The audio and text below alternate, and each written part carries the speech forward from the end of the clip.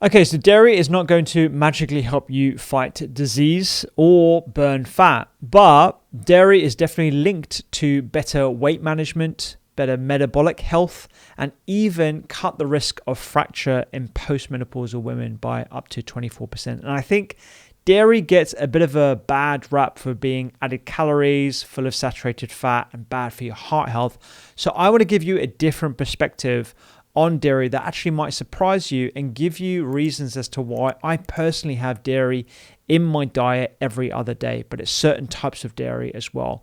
So I'm going to give you my top 3 sources of dairy products, as well as some advice on what to look for in the shops, as well as how to use it in your diet every single day. Because I think as part of a balanced, healthy diet, dairy does deserve a place. The first one is full-fat, unflavored yogurt. Now, we're going to get into the arguments around low fat and full fat a little bit later, but there are 4 main reasons as to why I think full fat unflavored yogurt is not only delicious but also healthful as well. The first thing is gut health. So gut health and digestion are certainly benefits of full fat unflavored yogurt. One of the biggest benefits is the fact that it has probiotics in. So probiotics come in many different forms. There's bifidobacteria, lactobacilli. These tend to be the obvious culprits that you find in dairy because they're just so readily accessible. These good bacteria or good microbes actually support your microbes when you consume them. And the richness of our gut microbiota can be enhanced when we actually consume these fermented products, these foods that actually have live microbes in them. It may even support our digestion, may even help with things like bloating, and even bolster our immune system as well. So having a source of probiotics in the diet, whether that's from dairy or other sources, is something that we should all be leaning into as the decline of our microbiota increases as we age as well. So we want to be trying to bolster up our immune system and our gut bugs as much as possible as well, giving our guts that little extra support. The other thing, second thing, is that it is actually a friend for people who are lactose intolerant. Now, lactose intolerance is actually pretty prevalent. A lot of people who have ancestry from Africa, Japan, Southeast Asia, these tend to be folks who don't have the lactase enzyme that breaks down lactose that you find in milk, compared to people from Asia, like myself, Indian background, Caucasian, European ancestry. These folks tend to have the ability to break down milk. But if you're having full-fat, unflavored yogurt, and there's a true yogurt that actually has these sources of probiotics, these are actually slightly more broken down, so they're easier for folks who are lactose intolerant or a slight lactose intolerance to actually digest, because that fermentation process breaks down the lactose sugars, and for some people that is a little bit hard to process as well. So anyone with a mild lactose intolerance, not someone who has a full-blown lactose intolerance, but mild lactose intolerance, can actually tolerate a yogurt, and that's a much gentler choice than milk as well. The third thing is the potential impact on bone health. Now, the studies for this aren't the best. There was a small systematic review of 3 cohort studies that found that higher yogurt intakes was associated with a 24% reduction in the risk of hip fracture in postmenopausal women when compared to no yogurt intake. The quality of the evidence was mixed. We still need a lot more research in this area, and it may be due to the high calcium content. Now, you can get calcium from plant-based sources, so things like tofu, sesame seeds, beans, legumes. These all have calcium in them, but the accessibility of that calcium tends to be lower, so you need to consume a lot higher amounts of those. Whereas with dairy products, particularly yogurt, the amount tends to be higher, and the availability of that calcium tends to be more readily accessible as well. So if you're taking yogurt out of the diet, you're not having great sources of calcium in them. So it stands to reason that might be the reason why we see in these small studies an improvement in bone health. The other element of yogurt that perhaps hasn't been explored as much is this impact of the gut-bone axis. So if you're improving your gut through the introduction of live microbes, the probiotics that you find in yogurt, are you inadvertently helping your gut microbes that are also helping your bone structure and that bone mineral density? It's hard to say. There's also the confounding effect of folks who are more likely to get yogurt in their diet, tend to have a healthier diet in general, and they might also be doing more weight-bearing exercises for longer periods of time in later life that we know 100% improves bone mineral density and lowers the risk of fracture as well. So there are all these different confounders, but that's certainly all the evidence that we have right now is pointing in the direction of improved bone health. And the other thing, the fourth thing, is weight control and satiety. With yogurts, you're getting, particularly full-fat, unflavored yogurt, you're getting that satiating effect. It means that you're less likely to crave other foods during the day, which means that you're overall going to consume less calories and less energy in the form of calories.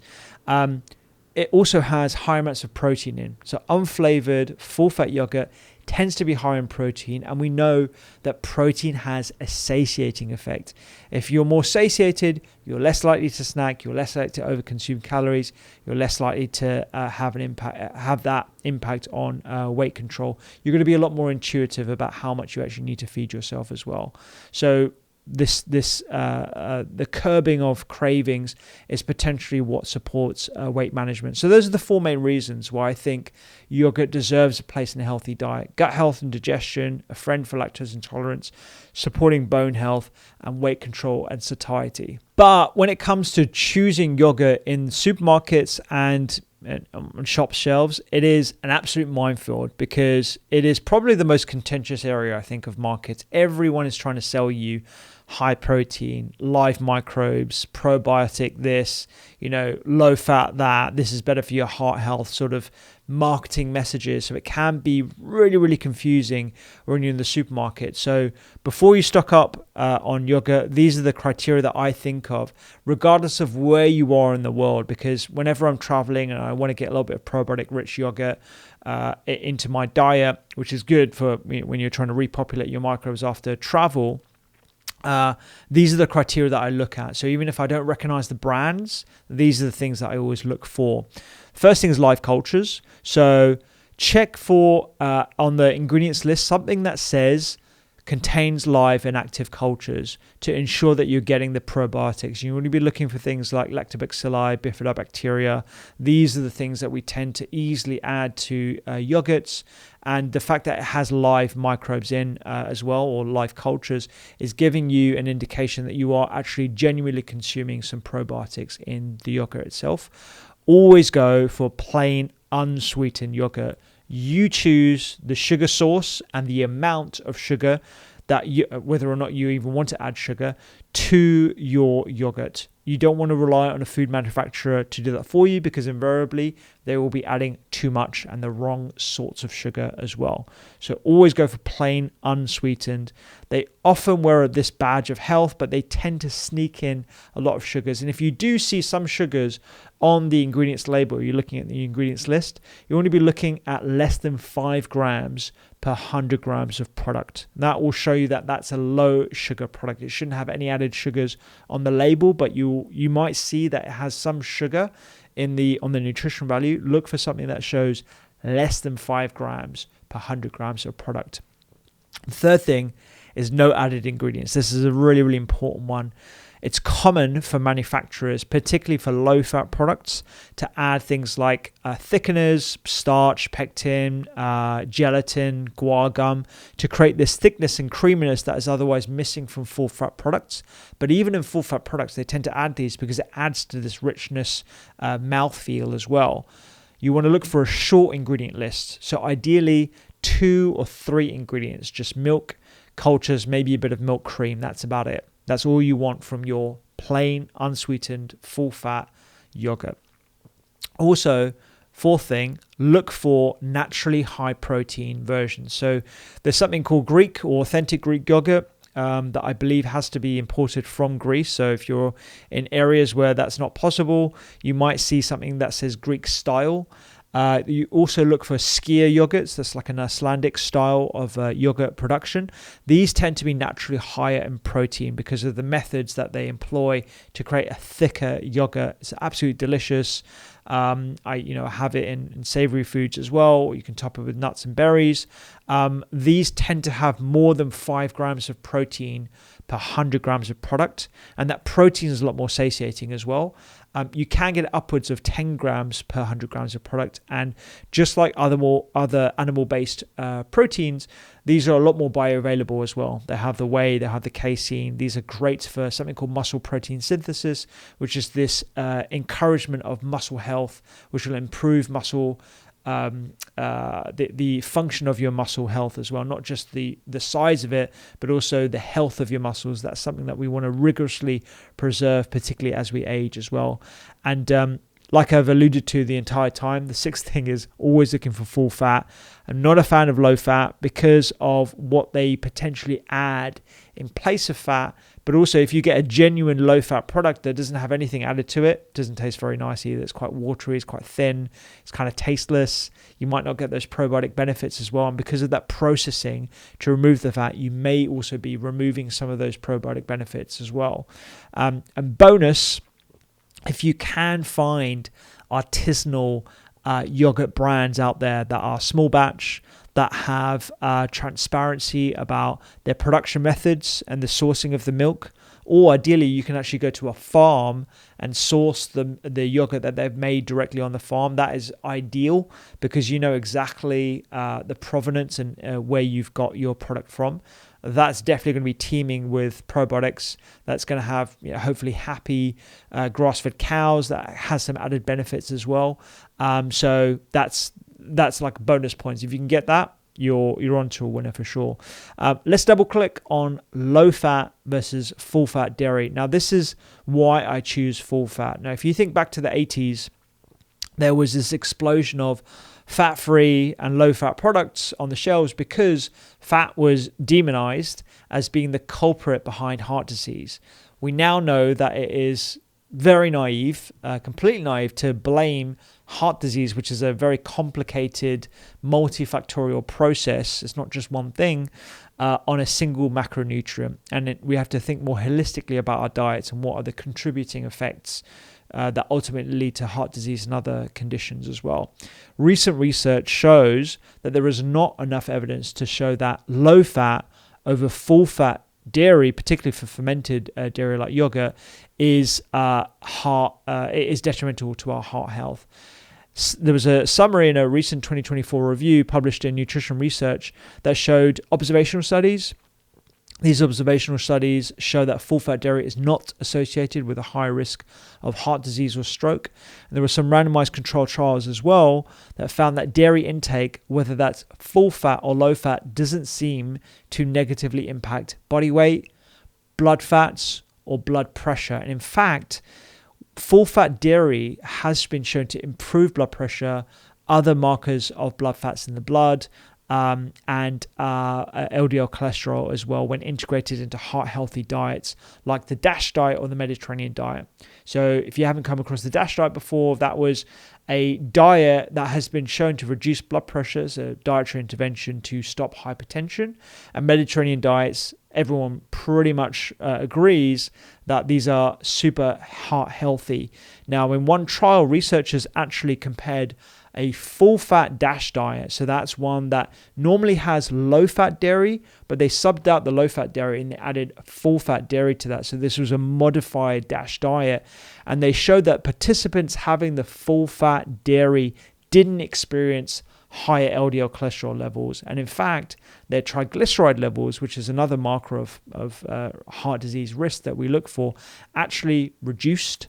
And they also saw improvements in blood pressure as well. So this just shows, and this is just one randomized controlled trial, so we can't read too much into it, but it goes against what our standard beliefs are around full fat versus low fat as well. The fermented effect of dairy also has these extra perks as well. It can potentially improve our HDL cholesterol as well as triglycerides. So I think on balance, full fat is likely to be beneficial. I want to summarize the pros of full fat just for anyone who's still a bit confused. And the three main things I would say about full fat dairy is that the dairy matrix, I'll explain that in a second, but the dairy matrix gives reason as to why we don't see negative impacts on our cholesterol. It's certainly more satisfying as well. So from a culinary gastronomic perspective, I would say you would tend to eat less of that product. So you have less calories coming from your food. You're going to be a lot more satiated. It's a lot more satisfying as well to have something that you actually enjoy. And it's also less processed as well. So I think we also have to consider what is added to our food to make it more palatable. Let's talk about the dairy matrix. We now understand that the source of saturated fats makes a difference, not the fact that it has saturated fat in and of itself. A lot of people think saturated fat is one thing, and that's just not the case. Saturated fats come in many different forms, and they're defined on their carbon chain length. So the number of carbon chains in a saturated fatty acid. We can broadly classify them into short, long, medium, and very long chain fatty acids. Depending on that chain length and the contribution of those different types of saturated fats in one fatty food may give rise to whether this is going to be heart healthy or heart neutral on heart health or detrimental to our heart health. And in dairy, these fats are part of a special structure called the dairy matrix. There's one key part of this matrix is the milk fat globule membrane, or also abbreviated to MFGM. And this membrane surrounds the fats that you find in milk and dairy products, acting almost like this natural protective shell. And the MFGM contains these bioactive compounds that may actually help reduce cholesterol and inflammation that actually benefits heart health, which is why we might see some of these beneficial impacts of people who have impacts on people who have high fat or full fat dairy in their diet. And because of this, the fats in the yogurt may actually have a different effect on cholesterol levels compared to isolated saturated fats that you find in other foods. So not only do we need to consider the carbon chain lengths, the types of saturated fats in the foods that we consume, but also this milk fat globule membrane effect as well that seems to have a protective effect on our heart health. Like I said, it's a lot more satisfying to have full fat and less processed as well when you're having full fat as well, because when you're having low fat dairy, you lose a lot of that mouthfeel, the texture, and you have to, or manufacturers tend to have to add thickeners, guar gum, starches to mimic some of that satisfying feel. And so you want to have less processed food as much as possible in your diet, and full fat dairy is one way to ensure that you're getting a less processed product. I also want to remind people that you are an individual as well. So if you find yourself feeling better and lighter on low-fat dairy and you would continue on that, that's absolutely fine. You need to ensure that you're personalizing this advice to you. And if you've been told that you need to go on low-fat dairy for whatever reason, maybe it's because you don't have a gallbladder, or maybe because you have other elements of your health that you need to be considerate of, then always trust the advice of your registered nutritionist, your practitioner, your medical provider, over the advice that you get off the internet, including me as well. So make sure that you're always personalizing this to your own requirements. And if low fat dairy is what you feel more comfortable with, then that's totally fine as well. You still have these other benefits, but always look for less processed low fat dairy as much as possible. So that's full fat, unsweetened, unflavored yogurt. That's something that I think deserves a place in a healthy diet. The second thing is kefir. Just a quick one. If you want to learn the 5 ingredients that I think are fantastic for inflammation that you should be getting into your diet every week, then download this PDF right now. It's in the link down there, and I'll send you my 5 ingredients for inflammation. Kefir, if you've never tried it before, it's sort of like a drinkable yogurt with a slight fizziness to it. And that fizziness is indicative of the probiotic nature of this product. It is a wonderful, wonderful product. This fizziness comes from the diverse bacteria and the yeasts that you get that are not necessarily the same that you find in yogurt, but they are comparable. And kefir has this ancient sort of historical background to it. It's been cherished in multiple different cultures, from Eastern Europe to the Middle East, for centuries. There is kefir all over the place. In Turkey, you find it in Polish cuisine. It is a wonderful, wonderful ingredient. And the reason why I'm such a fan of it is because of these probiotics. It's because of the fact that it has not just the bifidobacteria and lactobacillus that we find in regular yogurts, you have these added benefits of yeast as well. So the main reason is the beneficial impact on your gut microbiome. Kefir contains a broader variety of these probiotics than yogurt. These probiotics may even reach further down the digestive tract and may provide broader support for your gut health, which can help manage symptoms like bloating and constipation. And again, this might be even better for folks who have a slight lactose intolerance as well. There also is evidence that kefir can support blood sugar metabolism, so better blood sugar support and prevent diabetes as well. So there's several studies that have found that fermented dairy products like kefir are linked with a lower risk of developing type 2 diabetes, and it seems that certain compounds produced in fermentation could improve insulin sensitivity. So insulin is a hormone that is produced by your pancreas. It's a natural hormone that is used to drive sugar from your bloodstream into your liver, your muscles, and your fat cells, where it can be safely stored for use later on.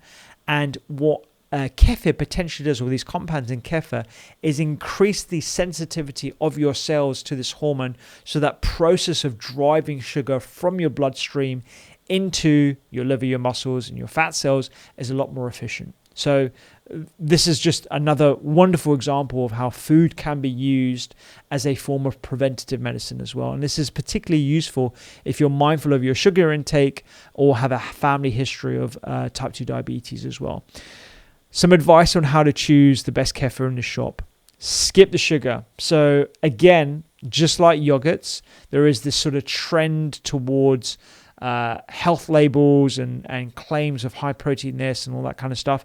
You want to make sure that you're getting a good quality kefir that does not have added sugar in the product. There are a lot of kefir brands that are adding sugar because of the fact that this product in its natural form is actually quite bitter. It's kind of acidic. It's got a fizziness to it. It's not attractive to the regular consumer that might be more attuned to a sugary or sweeter palate. And so to make it more palatable for them, they've added sugar to the product, which basically negates all the benefits that we've just been talking about to blood sugar regulation and type 2 diabetes. So look for a kefir product that does not have added sugar to it. The second thing, you definitely want to be looking for active cultures. Look for, just like with yogurt, look for one that actually says live active cultures on the product ingredient list. Those are the ones with the genuine health benefits. And there are multiple different types. So you'll find cow's milk kefir, goat's milk kefir, but also plant-based kefir, coconut water kefir. Traditional kefir is made from cow's or goat's milk, but you can also find these different plant-based varieties. Each has unique flavors and slightly different nutrient profiles. So pick one that fits your dietary needs. The research all tends to be looking at the ones that are actually made from animal-based protein, so animal-based milks. So just bear that in mind. But I wouldn't say that there is anything bad about consuming the water or the coconut kefirs, as long as you're keeping to the same criteria that I mentioned earlier: no sugar, no additives, and making sure it definitely actually has live cultures added to it. There are multiple different ways in which you can enjoy kefir. So I drink it straight from the bottle or a glass. It's got a tangy twist to it. There's ways in which you can add some flavor, like adding some pulverized mango, like frozen mango, adding to that, so it's like a kefir lassi. You can add a little bit. Some people add sumac, so that makes it like a salty kind of flavored, and it might be a little bit unattractive to folks who are not used to having a savory drink. But for folks who love like a salty lassi, that's delicious. So kefir, a little bit of sumac, a little bit of salt, that actually, is attuned to a lot of people's palates, particularly from Indian backgrounds, South Asian backgrounds. You can also add it to salads as a bit of a salad dressing. So adding it with some herbs, some lemon juice, again, sumac or some other spices as a salad dressing is great.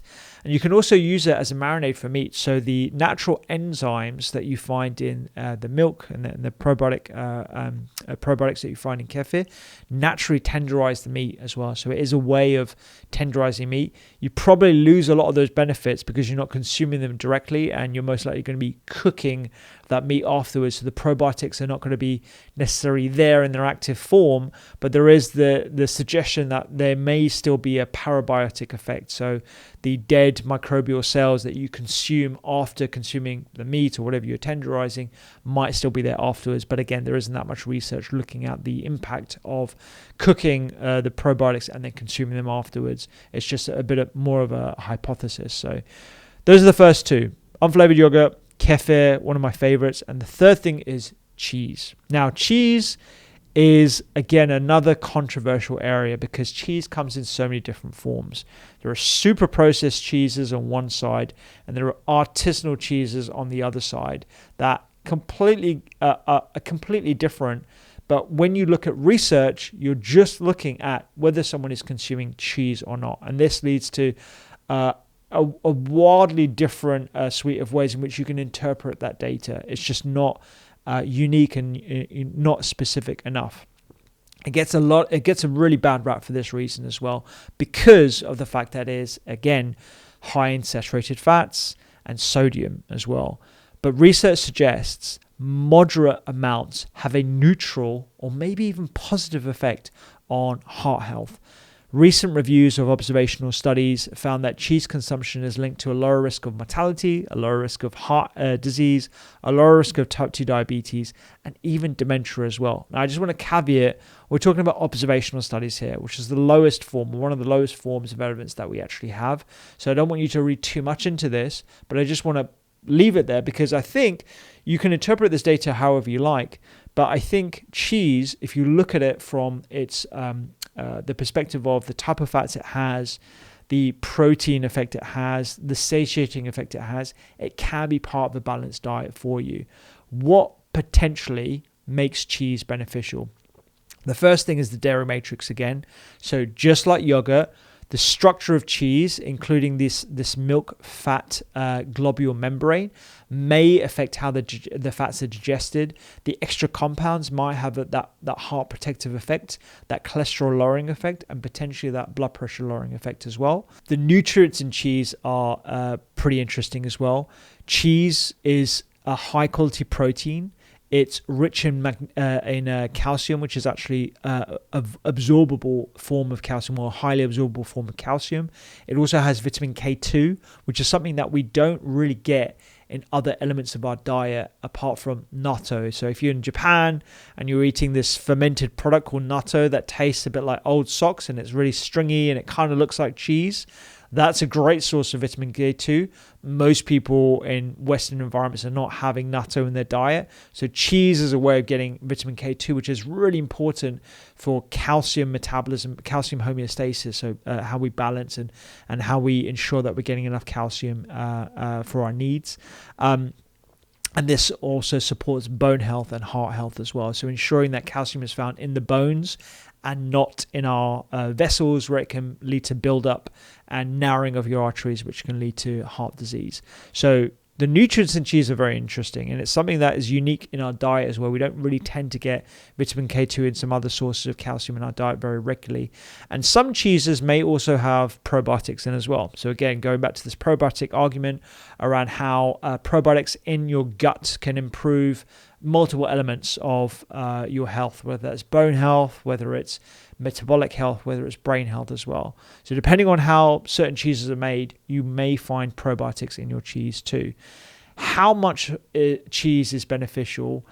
It really depends on what you're looking at, but around 30 to 40 grams per day seems optimal for health benefits. That's quite a small amount. That's roughly around 3 tablespoons of cottage cheese or a small slice of hard cheese. So we're really looking at a small amount of cheese here.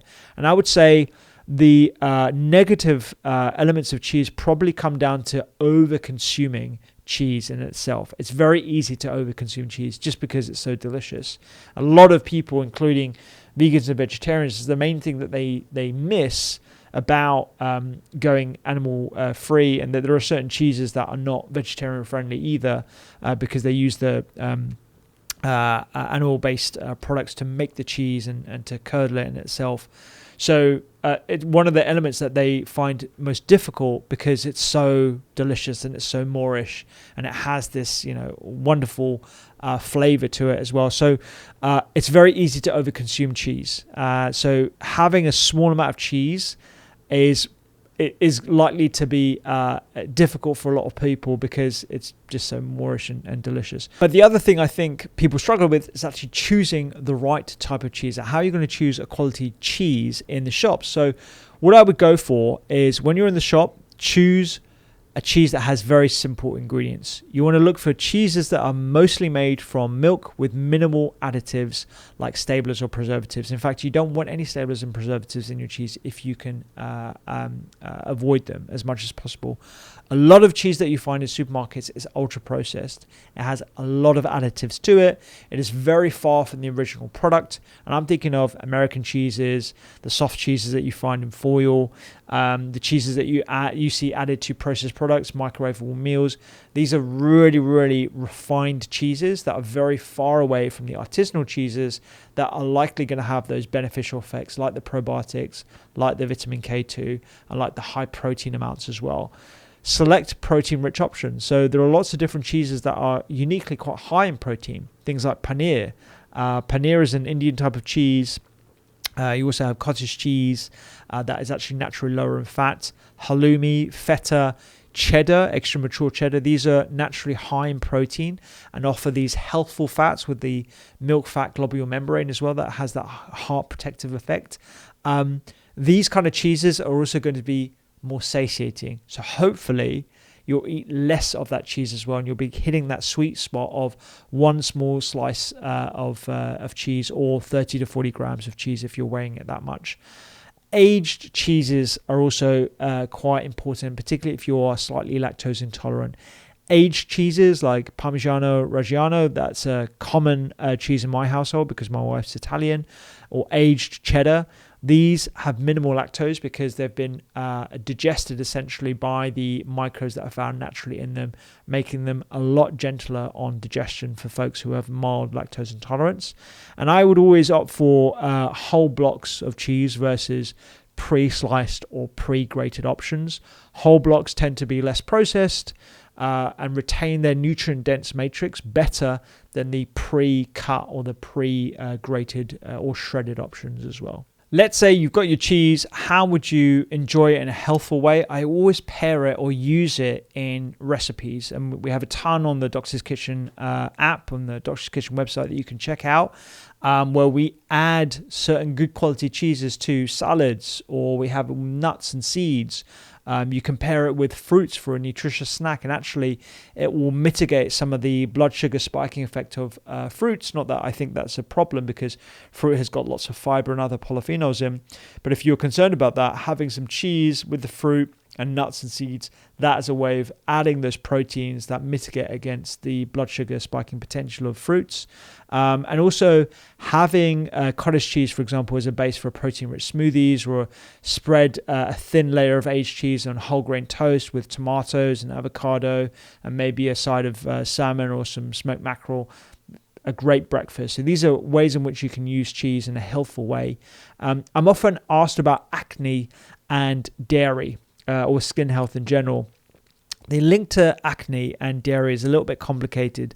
Now, some studies suggest that higher dairy intake, particularly from milk, can be associated with acne, and this is likely because of the impact on IGF-1, so insulin-like growth factor 1. This is something that can be stimulated by milk consumption or high amounts of milk consumption. However, the association with acne and cheese and yogurt doesn't seem to have the same strong connection to acne. And in fact, fermented options like full-fat, unflavored yogurt and other yogurts that contain probiotics, things like kefirs, may actually reduce inflammation and benefit skin health overall. So this is a bit of a complicated area. What I would say is, if you are prone to breakouts, I would say consider doing or taking fermented dairy options instead, like yogurts and cheeses and kefirs. And if that's still problematic, then I would try and avoid dairy products in their entirety for a limited amount of time, 4 to 8 weeks, hopefully doing this with a nutrition practitioner if you can afford one, and just monitor your response to that, and then see if you can gradually introduce it and just and keep a food diary and see if this is actually having an effect on your breakouts at all. There are some people who are more sensitive to dairy products and acne than others. Most people can tolerate fermented dairy at least, and the research, like I said, is a little bit mixed in that. So to wrap up, yogurt, kefir, cheese, they each bring these unique benefits to the table, from improving your gut health to helping potentially manage weight. They have a satiating effect. They have good quality proteins, and they also have vitamin K2 in the form of, in the case of cheese. I would always go for minimally processed versions. Enjoy them in moderation. Next time you're in the dairy aisle, make sure you're taking on board some of the tips that I've given you for choosing quality dairy products, because I think they could have some benefits to your metabolic health and your overall disease risk profile as well. If you want to learn about how to improve your gut health with simple tips, click this video right here. I've done a full video on how you can improve your gut health using food and lifestyle.